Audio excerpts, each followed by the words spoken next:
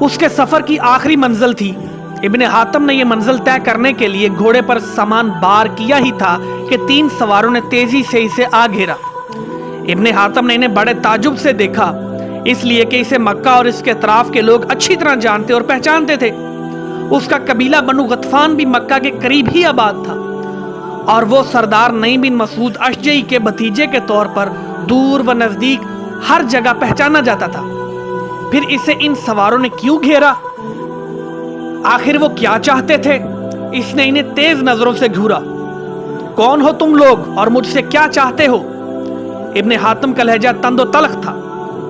एक सवार ने जवाब दिया, हम तुम्हें मक्का लेकर जाएंगे। उसका अंदाज भी करख्त था। इब्ने हातम ने इन्हें मरगूब करना चाहा, तुम जानते नहीं मैं कौन हूं? हम जानते हैं। इसी सवार ने, जो शायद उनका सरदार था, जवाब दिया, इसलिए कहा है कि तुम्हें हमारे साथ मक्का चलना होगा। इस पर इब्ने हातम का लहजा और तल्ख हो गया। इब्ने हातम बोला, और मैं कहता हूं कि तुम मुझे नहीं जानते, वरना इस तरह की गुस्ताखी की जुर्रत ना करते। तुम इब्ने हातम हो ना? सवार ने हल्का सा कहकहा लगाया। बनु गतफान के सरदार नईम बिन मसूद अशजई के भतीजे, क्या मैंने गलत कहा? इब्ने हातम को एकदम तैश आ गया। बेशक तुमने ठीक कहा। उसने गर्ज कर कहा, तुम यकीनन मुझे जानते हो, मगर ये नहीं जानते कि बनु गतफान के जवान सवाए अपने सरदार के किसी और का हुक्म नहीं मानते। इसके साथ ही इब्ने हातम ने तलवार खींच ली। तीनों सवार जरा झचके, फिर इनका सरदार नरम पड़ गया। झगड़ा ना करो इब्ने हातम, वो हाथ उठाकर बोला, हम तुम्हें कुछ नहीं कहते। हमारे सरदार अबू सुफियान ने तुम्हें अपने पास बुलवाया है, चल के उनकी बात सुन लो, फिर अपने कबीले चले जाना।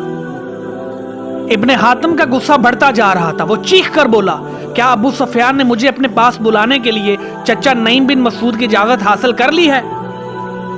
सवार सरदार घबरा गया और बोला, इब्ने हातम, बात को समझने की कोशिश करो। अबू सुफियान तमाम कुरैश के सरदार हैं, तुम्हारे चचा नईम बिन मसूद के भी वो सरदार हैं। मैं जमानत देता हूं कि तुम्हें कुछ ना कहा जाएगा। इब्ने हातम ने तलवार हवा में लहराई। जमानत की जरूरत इन्हें पड़ती है जिनकी कलाइयों में तलवार संभालने की ताकत न हो। मेरे हाथ माजूर नहीं हैं। इस पर सवार सरदार ने झिझक कर कहा, मगर तुम्हें लाने का हुक्म दिया गया है। हम अपना फर्ज अदा करने पर मजबूर हैं। और उसने भी तलवार निकाल ली। और मैं अपनी हिफाजत करने पर मजबूर हूं। इब्ने हातम की तलवार सरदार की तलवार से उलझ गई। बाकी दोनों सवार भी तलवारें सौंत कर इब्ने हातम के मुकाबले पर आ गए। वहां 1 और 3 के दरमियान मारका शुरू हो गया। सराय के आदमियों ने तलवारें चलती देखी तो दम के दम में भीड़ लग गई। नाजरीन, इब्ने हातम अगरचे 9 उम्र जवान था, मगर एक सरदार का बेटा और एक अरब अमीर का भतीजा शमशीर जनी उसकी घुटी में पड़ी थी। अगरचे उस पर 3 तरफ से हमले हो रहे थे, लेकिन वो अपना घोड़ा मुसलसल हरकत में रखे हुए था ताकि दुश्मन के घेरे में ना आ सके। चंद ही लम्हों की लड़ाई के बाद हमला आवरों को मालूम हो गया कि वो इब्ने हातम को जिंदा गिरफ्तार करना तो एक तरफ रहा, उसके मुकाबले में ज्यादा देर ठहर भी नहीं सकते। जरा से मुकाबले के बाद ही इनमें सुस्ती के आसार पैदा हो गए थे।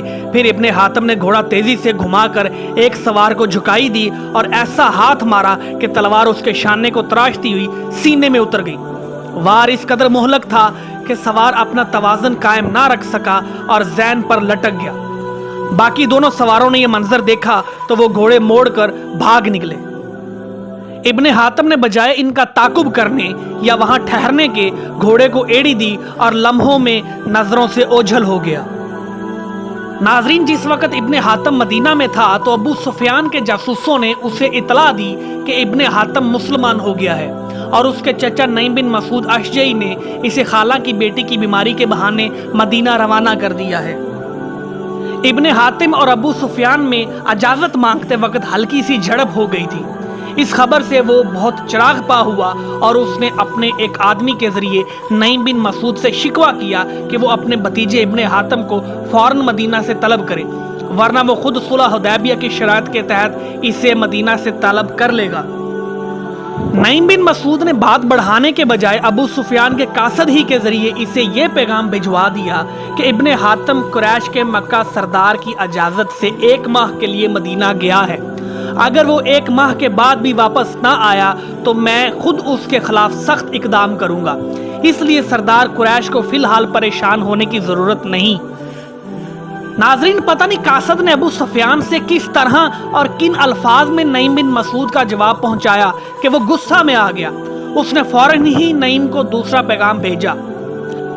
अबू सुफियान का ये पैगाम भी ज़बानी ही था, इसलिए कासद ने कहा, कुरैश सरदार अबू सुफियान ने नईम बिन मसूद अशजई को ये पैगाम भेजा है कि इन्होंने जिस वक्त इब्ने हातिम को मदीना जाने की इजाज़त दी थी तो इब्ने हातिम अपने पुराने दीन पर, जिस पर तमाम अहले मक्का और खुद आप भी चलते हैं, कायम था।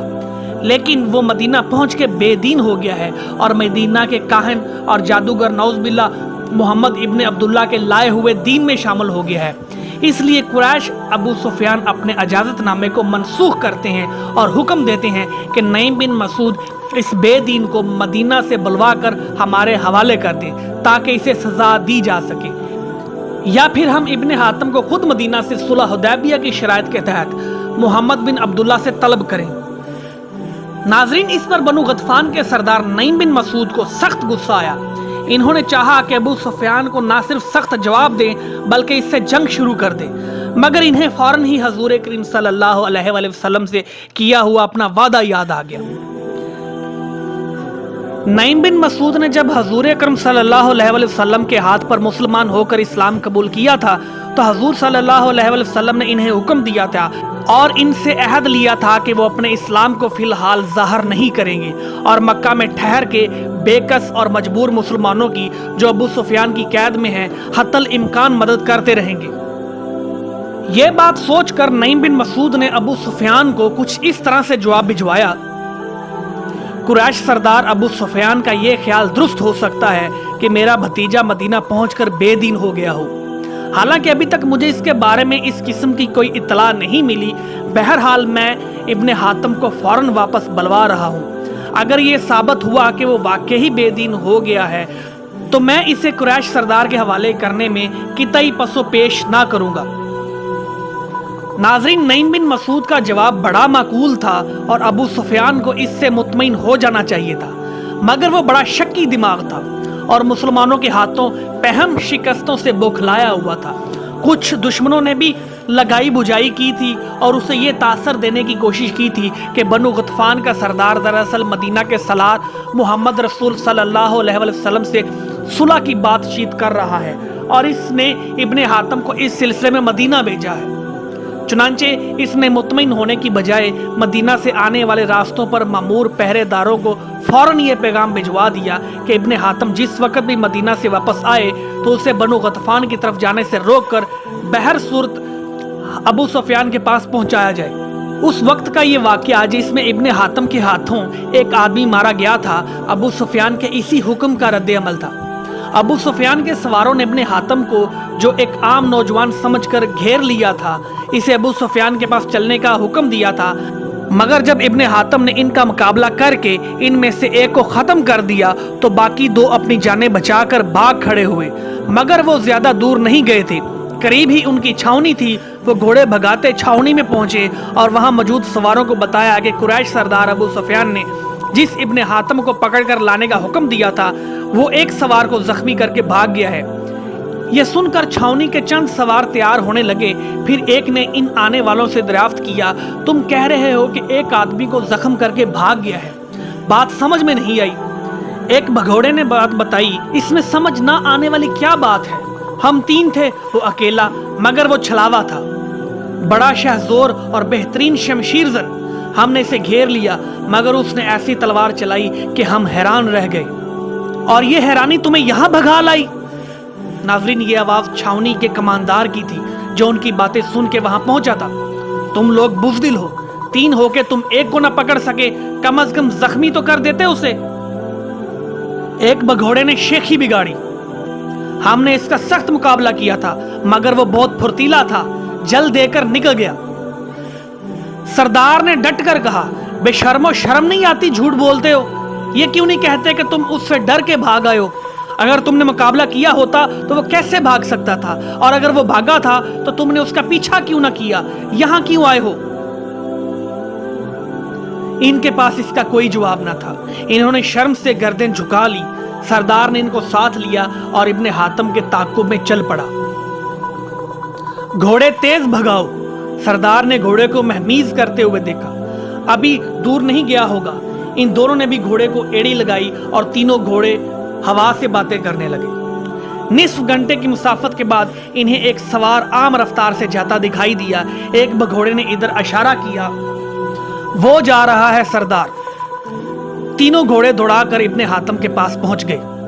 इब्ने हातिम ताकब करने वाले घोड़ों की आवाजें सुनकर पहले ही रुक चुका था। उसने आने वाले के हाथों में नंगी तलवारें देखी तो खुद भी तलवार निकालकर लहराने लगा। करीब आकर छावनी के सरदार ने कड़क कर उसे हुक्म दिया, तलवार फेंक दो जवान, हमारे साथ अबू सुफियान के पास चलो।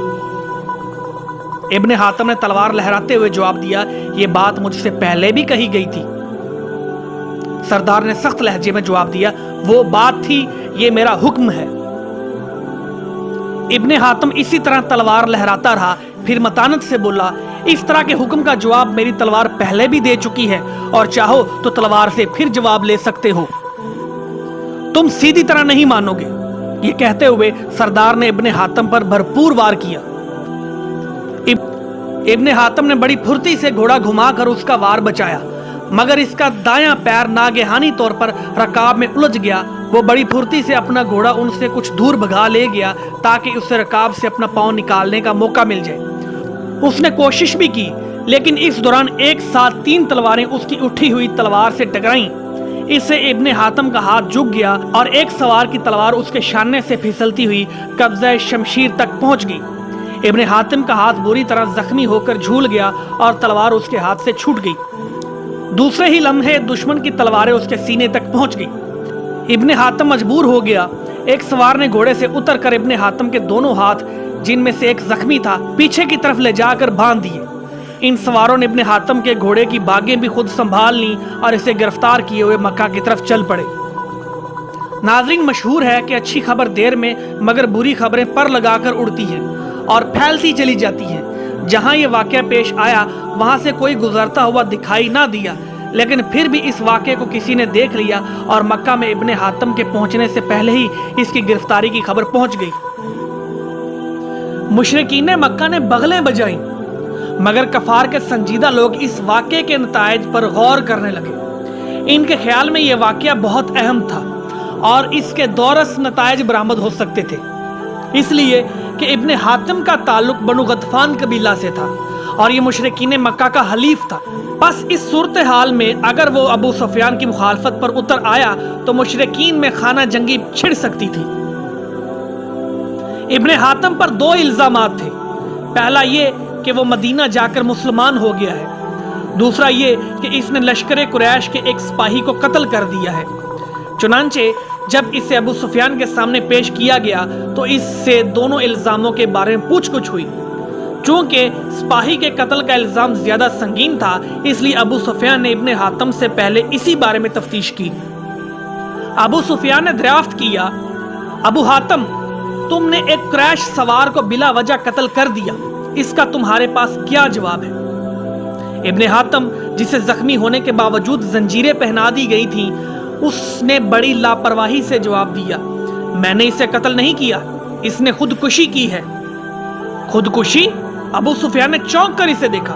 तुम झूठ बोल रहे हो इब्ने हातिम, इस सवार की मौत तुम्हारी तलवार के जख्म से हुई है, इसके ऐनी शाहिद मौजूद हैं। तुम कहते हो कि इसने खुदकुशी की है, क्या तुम इसकी कोई शहादत पेश कर सकते हो? ऐ लश्कर कुरैश के सरदार आला, इब्ने हातिम ने ठहर ठहर के कहना शुरू किया, अगर एक बेवकूफ एक बहादुर के सामने तलवार लेके खड़ा हो जाए तो फिर वो इस बहादुर के हाथों से मारा जाए तो ये खुदकुशी ही होगी ना। नाजरीन, इस पर अबू सुफियान चकरा गया। उसने दिल ही दिल में उस नौजवान की तारीफ की, मगर जबान से कहा, इब्ने हातिम, तुमने खुद इकबाल किया है कि वो तुम्हारे हाथ से मारा गया है। तुम चूंकि हमारे हलीफ कबीला बनु गतफान से ताल्लुक रखते हो, इसलिए तुम्हें कत्ल करने की बजाय खून बहा अदा करने का हुक्म दिया जाता है। तुम अपने चचा नईम बिन मसूद को इतला दो कि वो खून बहा के तौर पर 50 ऊंट भेजकर तुम्हें इस इल्जाम से बरी करा लें। नाजरीन, इब्ने हातम सिर्फ गुस्से से अबू सुफियान को घूरता रहा। उसने कोई जवाब ना दिया। चंद लम्हों बाद अबू सुफियान ने फिर कहा, अब तुम्हें अपने दूसरे इल्जाम का जवाब देना है, जो एक नाकाबिले माफी जुर्म है। वो जुर्म ये है कि तुम बहाना करके मदीना गए और वहां जाके मुसलमान हो गए। इसका तुम क्या जवाब देते हो? इब्ने हातम ने कड़कदार आवाज में कहा, ये दोनों बातें गलत हैं। मैंने मदीना जाने का बहाना नहीं किया। दरअसल मेरी मंगेतर वहां शदीद बीमार है। उसकी बीमारी की खबर पाकर मैं मदीना गया था और इसके लिए मैंने आपसे बाकायदा इजाज़त ली थी और आपने मुझे वहां जाने की इजाज़त दी थी। रही ये बात कि मैं मदीना जाके मुसलमान हो गया हूं, तो इसका आपके पास क्या सबूत है? अगर आपके या आपको इतला देने वाले के पास कोई सबूत मौजूद है तो मुझे बताया जाए, वरना ये मुझ पर और बनु गतफान पर एक ऐसा इल्ज़ाम है जो किसी दुश्मन ने इसलिए लगाया है कि बनु कुरैश और बनु गतफान में इख्तलाफ हो जाए और दुश्मन इससे फ़ायदा उठाए। नाजरीन, इब्ने हातम के जवाबात इस कदर मुदल्लल थे कि वहां बैठे हुए दूसरे सरदार इब्ने हातम के तरफदार हो गए। इन्होंने अबू सुफियान को मजबूर कर दिया कि वो इब्ने हातम को छोड़ दे। अबू सुफियान बहुत देर तक मुखमसे में पड़ा रहा, फिर बहुत सोच के बोला, इब्ने हातम, मैं तुम्हें अपने दोस्त नईम बिन मसूद से गहरे ताल्लुकात की बना पर माफ कर रहा हूँ। उम्मीद है तुम आइंदा ऐसी गलती नहीं करोगे। इब्ने हातम उसके सर पड़ गया। मुझे कोई माफी नहीं चाहिए, उसने बड़े रौब से कहा। ना मैंने कोई जुर्म किया है। मुझे कुरैश लश्करियों ने बिला वजह रास्ता रोककर ना सिर्फ मेरी तौहीन की है, बल्कि मुझ पर हमला आवर होकर मुझे कत्ल करने की कोशिश की है। मैं इस वक्त तक अपने कबीला वापस ना जाऊंगा जब तक कुरैश लश्करी मुझसे माफी नहीं मांगेगी। नाजरीन, इस पर अबू सुफियान उल्टा उलझन में पड़ गया। बनु गतफान के सरदार के भतीजे को वो सजा भी नहीं दे सकता था। दूसरी तरफ अब वो अपने फौजियों से किस मुंह से कहता कि वो इब्ने हातम से माफी मांगे, जबकि खुद उसके हुक्म से मदीना जाने वाले रास्तों पर चौकियां कायम की गई थी और इब्ने हातम की गिरफ्तारी का हुक्म भी इसी ने दिया था। इसने इब्ने हातम को समझाने की बहुत कोशिश की, मगर वो अपने कबीले में जाने के लिए किसी तौर पर राजी ना हुआ। मजबूरन उसे एक मकान में रखा गया। नाजरीन, सुलह हदैबिया की शराइत में से एक शर्त यह थी कि मुसलमान इस साल हज या उमरा ना कर सकेंगे और मदीना वापस चले जाएंगे। एक और शर्त यह थी कि अगर मक्का का कोई शख्स मुसलमान होकर मदीना जाए तो मुसलमानों के सरदार आला मोहम्मद सल्लल्लाहु अलैहि वसल्लम इसे मदीना में पनाह ना देंगे, बल्कि इसे मक्का वापस भेज देंगे। इन शराइत की वजह से मुसलमान कुछ अजरदा खातर थे, क्योंकि पहले तो इन्हें इस साल उमरा नहीं करने दिया गया, लेकिन अन हजरत सल्लल्लाहु अलैहि वसल्लम ने सुलह नामा की तकमील के फौरन बाद कुर्बानी दी और खराश बिन उमैया खज़ाई से हलक दोस्त करवाया, यानी सर मुंडवाया और फिर एहराम खोल दिया। नाज़रीन, जब मुसलमानों ने देखा कि नबी करीम सल्लल्लाहु अलैहि वसल्लम ने हुदैबिया में 20 दिन क़याम किया, इस दौरान मुसलमान आपस में सुलह हदैबिया की शराइत पर बहसो तमहीज़ करते रहे। बाज़ लोग इस सुलह से खुश थे और बाज़ ना खुश। हर मुसलमान ने अपनी अक्ल व समझ के मुताबिक इस सुलह पर तबसरा किया और राय कायम की। फिर हजूर सल्लल्लाहु अलैहि वसल्लम ने मदीना की तरफ कूच फरमाया। चुनांचे मदीना वापसी के सफ़र के दौरान सूरह फतह नाज़िल हुई। इन्ना फतहना लका फतहन मुबीना, यानी हमने आपको खुली फतह अनायत की। अन हज़रत सल्लल्लाहु अलैहि वसल्लम ने हज़रत उमर रज़ी अल्लाह ताला अन्हो को ये आयत सुनाई और फरमाया, ये मुझे तमाम दुनिया से ज़्यादा अजीज़ है। जनाब उमर ने हैरत से पूछा, क्या वाकई ये फतह मुबीन है? हज़ूर अकरम सल्लल्लाहु अलैहि वसल्लम ने जवाब में इरशाद फरमाया, हाँ, ये फतह मुबीन है। चुनांचे इस सुलह नामा की शराइत के बारे में जनाब उमर रज़ी अल्लाह ताला अन्हो के दिल में जो इज़्तिराब और बेचैनी थी और इन्होंने मुआहदा के मौका पर अपने ख्याल के मुताबिक हमीयत हक़ के मुखलिसाना जज्बा में जो जज्बाती मुजाहरा किया था, इसकी तलाफ़ी के लिए वो मुद्दतों नफली इबादत अंजाम देकर खुदा से माफ़ी मांगते रहे। नाजरीन, हज़रत उमर के इस अमल यानी एतराज़ पर मुखालफत और मुआफ़क़त के हवाले से बहुत कुछ लिखा गया है, इसलिए इस बहस को छेड़ना बेकार है। ये बात तो साफ ज़ाहिर है कि जनाब उमर ने सुलह नामा हदैबिया की शराइत पर एतराज़ किया था और अपने शक व शुबा का इजहार भी किया था। फिर इन्होंने खुदा ताला के हजूर अपनी माफ़ी भी पेश की और हम जानते हैं और ये हमारा ईमान है कि अल्लाह ताला सबसे बड़ा दरगुजर करने वाला और तौबा कबूल करने वाला है। नाज़रीन, सुलह हदैबिया की शराइत बज़ाहिर एक मगलूबाना सुलह का तासुर देती है اور شاید اسی وجہ سے بعض صحابہ کرام شکستہ دل بھی ہوئے، لیکن یہ صلح تاریخ اسلام کا ایک اہم واقعہ ہے جو مسلمانوں کی مستقبل کی فتوحات کا پیش خیمہ ثابت ہوا۔ مورخین نے اس صلح کو ان حضرت صلی اللہ علیہ وسلم کی دور بینی، معاملہ فہمی اور سیاسی تدبر کا شاہکار قرار دیا ہے۔ خود اللہ تعالیٰ نے اسے مسلمانوں کے لیے دورس نتائج اور روحانی و مادی فوائد کا ذریعہ بتایا، جس کی تفصیل اس طرح بیان کی جاتی ہے۔ صلح حدیبیہ کے بارے میں آیات میں خدا نے اس صلح کو فتح مبین قرار دیا اور مسلمانوں کو بشارت دی کہ وہ آئندہ ایک ایسا معرکہ سر کریں گے جس کے فتح کرنے میں ان میں اس وقت طاقت نہیں۔ اس فتح سے انہیں بہت مال غنیمت آئے گا۔ اللہ تعالیٰ نے یہ بھی بتایا کہ تم مشرکین مکہ کو آج بھی شکست دے سکتے تھے، لیکن اس وقت مشرکین مکہ میں بہت سے مرد و زن ایسے ہیں جو دل سے اسلام قبول کر چکے ہیں۔ اگر تم ان سے جنگ کرتے تو وہ لوگ جو دل سے مسلمان ہیں انہیں بھی مشرکین کے ساتھ تمہارے خلاف تلوار اٹھانا پڑتی، اور جنگ کے دوران تم جب ان مسلمانوں کو نشانہ بناتے تو اس سے تمہیں دوہرا نقصان ہوتا۔ بس اللہ تعالیٰ نے یہ خاص مہربانی فرمائی کہ دونوں گروہوں کو ٹکراؤ سے روک دیا، ورنہ وہ سارے فوائد اور مثبت نتائج جو بآسانی حاصل ہو رہے تھے مسلمان ان سے محروم ہو جاتے۔ ناظرین، اس صلح سے مسلمانوں کو ایک باقاعدہ قوت اور ریاست کا مالک تسلیم کر لیا گیا۔ قریش مکہ جو مسلمانوں کا وجود تک برداشت کرنے کے لیے روادار نہ تھے اور جنہوں نے مسلمانوں کو صفائے ہستی سے مٹانے کے لیے کئی جنگیں لڑی تھیں، انہوں نے اس معاہدہ میں مسلمانوں کو مکہ معظمہ میں داخلے کا اس سال نہ صحیح اگلے سال ہی صحیح حق دے دیا۔ یہ مسلمانوں کی ایک فتح عظیم ہی تو تھی۔ ناظرین، ہجرت مدینہ سے صلح حدیبیہ تک مسلمان اور قریش مکہ مسلسل برسر پیکار رہے تھے، اور ایسے حالات میں تبلیغ کا کام جو صرف امن کے زمانہ میں ہی ہو سکتا تھا بالکل تھوڑا ہو رہا تھا۔ اب جب کہ دونوں طرف امن بحال ہوا تھا اور لوگ ایک سے دوسرے شہر اور علاقے میں بے خطر آ جا سکتے تھے، اسلام کو پھلنے پھولنے کا موقع ملا۔ صلح نامہ کی روح سے قریش مکہ نے اسلام کو بھی عرب کے مروجہ مذہب میں ایک مذہب تسلیم کر لیا تھا۔ اس وجہ سے حضور اکرم صلی اللہ علیہ وسلم نے عرب کے بدو قبائل کو اسلام کی تعلیم و تبلیغ شروع کی، اور ان میں سے بہت سے قبائل حلقہ بگوش اسلام ہو گئے۔ ناظرین، اس معاہدہ کی دوسری شق جسے پہلے بیان کیا گیا ہے وہ یہ تھی کہ اگر کوئی مشرک و کافر مکہ میں مسلمان ہو کر مدینہ چلے جائے تو اسے مشرکین واپس منگوانے کا مطالبہ کر سکتے ہیں، لیکن اگر کوئی مسلمان مدینہ سے مکہ چلا جائے تو مدینہ والے اسے واپس نہیں منگوا سکتے۔ کچھ مسلمان اس شرط کو بھی کمزوری کی علامت سمجھتے تھے، اور ان کا خیال تھا کہ صلح حدیبیہ مشرکین سے دب کر کی گئی ہے، مگر یہ عجیب بات تھی کہ اس شرط کی شدید مخالفت خالد بن ولید نے بھی کی تھی، جو اس وقت تک مشرک تھے اور یہ مشرکین مکہ کی مجلس مشاورت کے ممبر تھے۔